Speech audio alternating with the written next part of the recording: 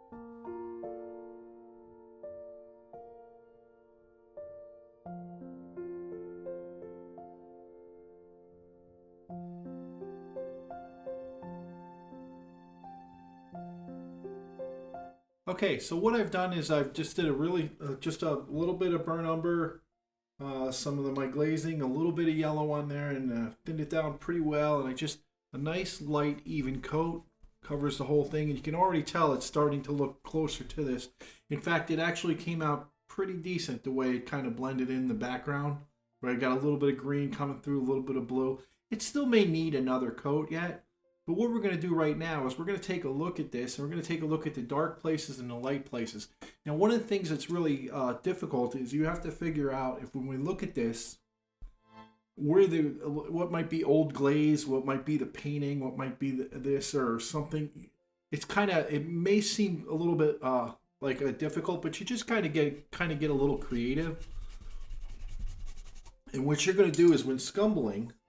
Okay, when scumbling, we're only applying a very little bit of paint, and we're going to be mixing it into that white glaze. So I'm going to start with the darkest colors first, but you want to do this while the glaze is still wet. So, because you want to mix that into the glaze and only do a little bit. This isn't about trying to get it all done at once and trying to go as fast as you can. It's more like you're trying to get little sections of it and taking a look at these little areas and a little bit of black, and then you kind of work that in. And so we're going to stay in this top corner. Maybe I'll start over in, actually this corner, we'll start over in this corner. It'll be easier to watch on the video. But we'll start here taking a look at it. We'll see the sky is mostly black in there. So we're going to take a little bit of that black. We can even use that glazing to thin that black down. The glazing, we don't have to use linseed oil. We can use a little bit of that glaze. You put a little black in there, and just a little bit. Right, and you're going to scumble that in, and that's where I take my little bit of blending brush.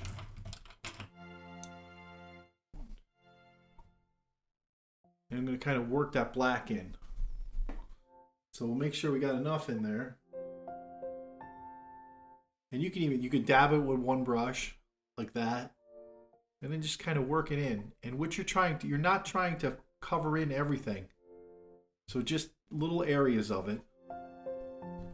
Now, sometimes what happens is while you're painting, you may get a wipe away when you glaze. When wipe away is like it kind of goes back to the original canvas and it doesn't seem to want to take paint. Just add a little bit of a heavier paint in there and blend it in real light. And you try and do a little bit of a buildup of paint. If you don't get it on the first run, once you add more paint to it on the next one, you'll eventually cover the buildup right there. But you don't want to put it too heavy. But you want to put it just heavy enough where it barely covers it. And you might have to leave a little bit of a buildup and then just leave it. Let it dry and come back and you can build it in with the rest.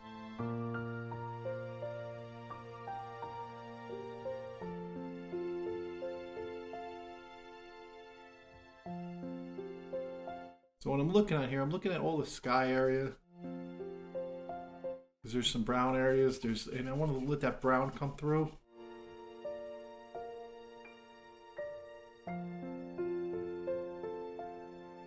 And when I'm scumbling through, I can take some right on my blending brush like that, the little brush, and scumble it right in, and work it right into that glaze.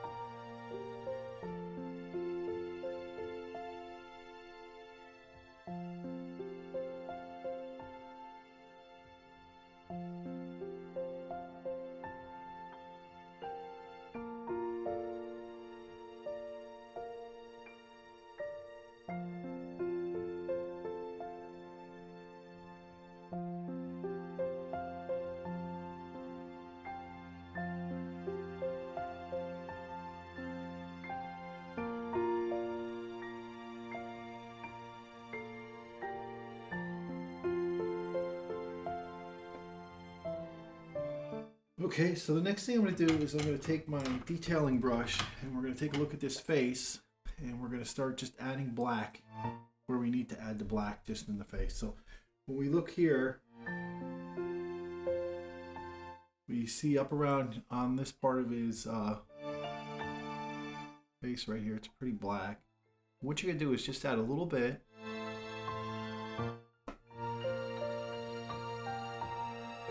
And you're kind of going to blend it in a way.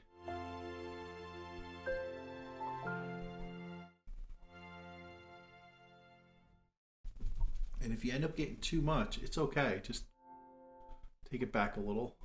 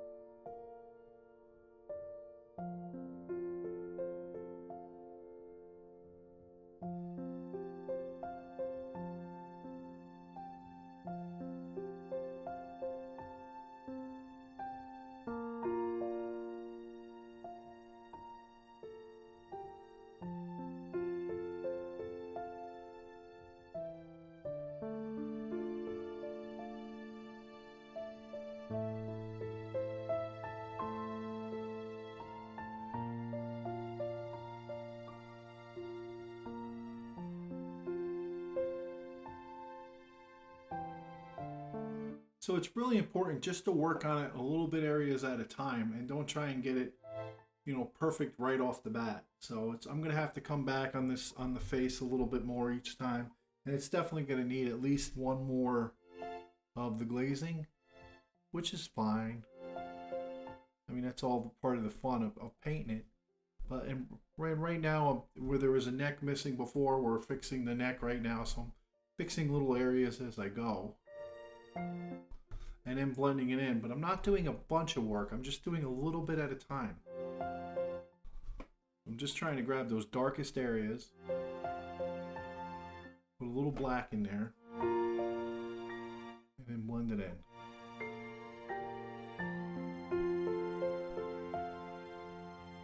And as soon as I'm done doing the dark areas, I'm going to add a little bit of the light areas too. And then I'm just going to leave it alone. And leave it alone until the next coat. Well, there's only a little bit of, only a few dark areas in here.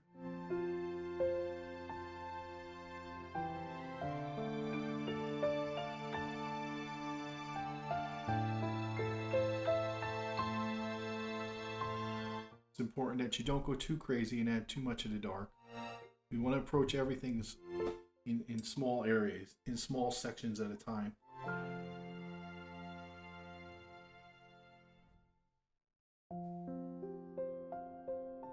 But we can already see that just that little bit of brown glaze really toned it down a lot. So let's take a look and see if there's anything down here on the bottom. Pretty black, and that's that dish. Or whatever, I'm not really 100% sure what it is he's actually standing on.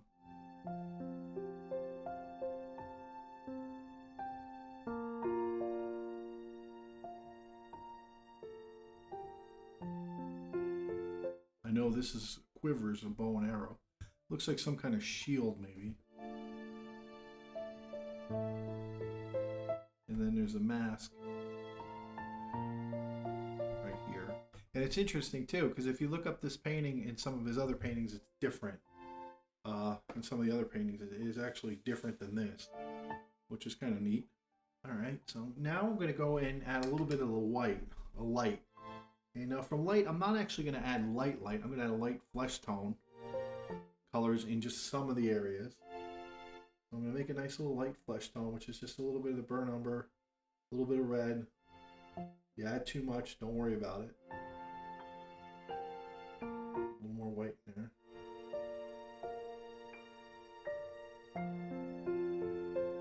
And then pick one area, like I'll do like around the belly button, and make sure it's not too dark or too light. Like this isn't light enough, so we'll get a little bit lighter.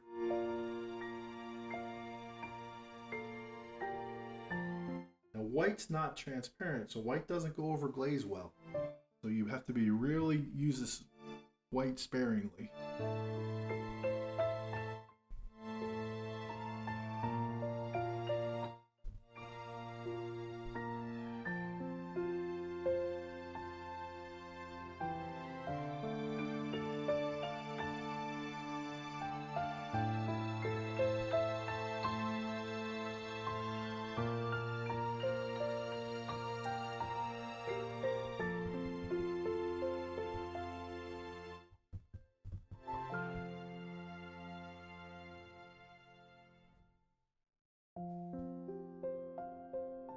You can also, if you don't want to use a blending, if you don't want to use a blending brush like that, you can work it in with the little detailing brush. Just work it in like this. Use your finger, use whatever you want. I'm going to start here I'm going to go up here on the face and just dab in a little bit of areas.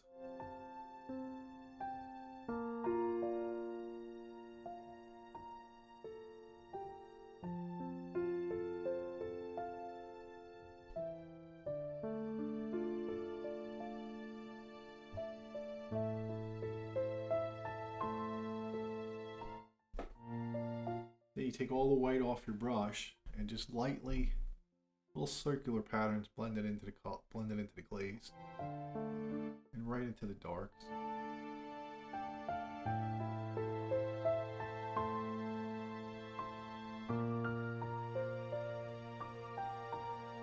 And we'll do the same things with some of that reddish color when we're done with this one.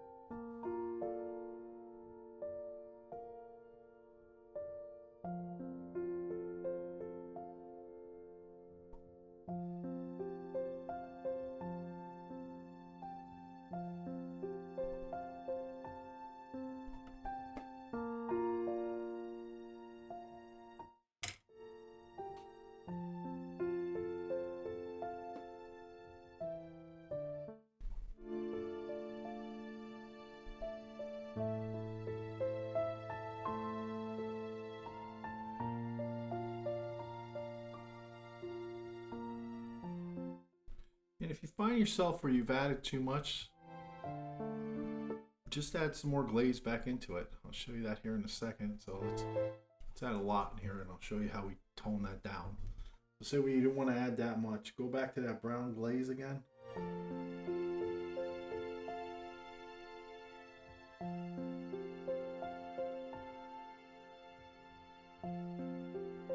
Like that. Take most of it off. Blend it right into that white.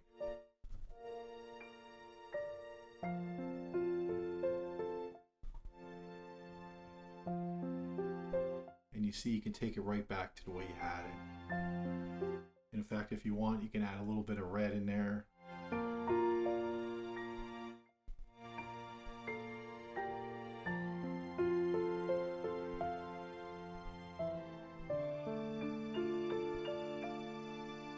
But like there's around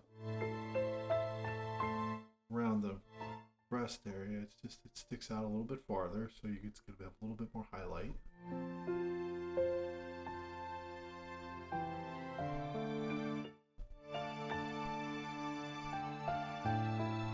But the most important thing is just that it's a slow and steady buildup of color. Now if I want to add some of the red out through here, I'm just barely adding red in there. I know it's going to need more later. But what we do is we reinforce later. We instead of trying to add a whole bunch at one time, later on we'll come back and we'll add a little more until we get it right where we want it.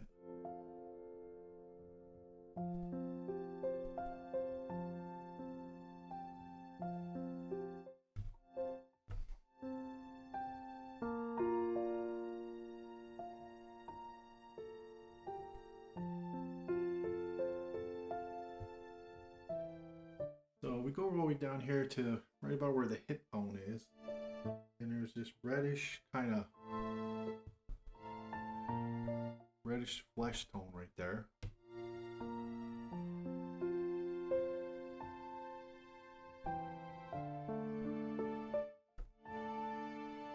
You gotta go a little darker.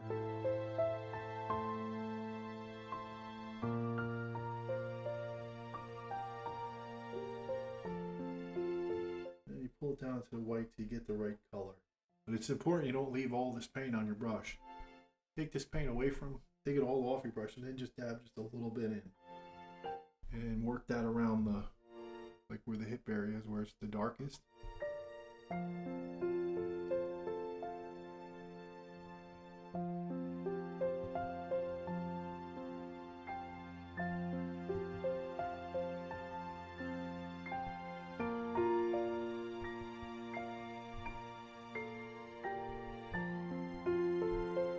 You'll start to see it. It'll start taking shape. But it only takes a little bit of paint. And if you need some black, pull some black from the areas where you had it, where you know you put that wet black in here, like here.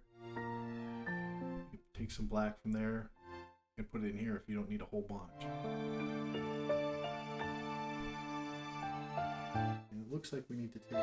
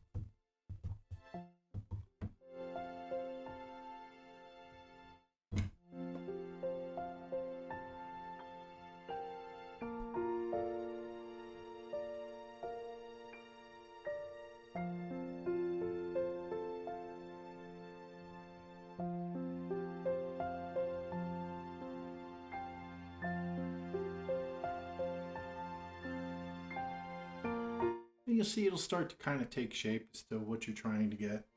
So it just takes a little bit of a little bit of practice.